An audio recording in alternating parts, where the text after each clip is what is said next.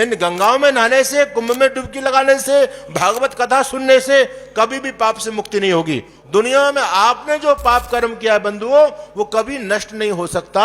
हर एक कर्म का फल देने के बाद ही नष्ट होता है, उससे पहले नष्ट कदापि नहीं हो सकता।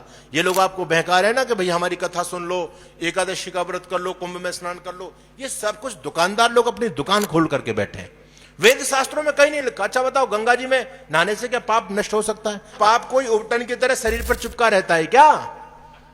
अगर शरीर पर चिपका रहता तो भैया गंगा जी में नहाओ, थोड़ा शरीर को रगड़ो तो हो सकता धुल भी जाए।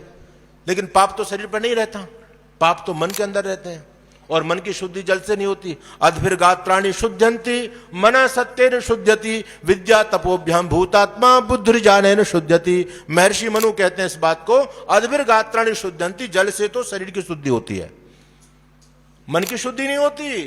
पाप शरीर पर नहीं चिपका रहता, पाप मन में रहता है। तो फिर गंगा में नहाने से पाप कैसे धुल जाएगा? भाई सोचने वाली बात है। अब आप मुझे ये बताओ कि भैया अगर गंगा जी के जल में नहाने से पापों से मुक्ति होती है तो पहली मुक्ति तो मछली की होनी चाहिए।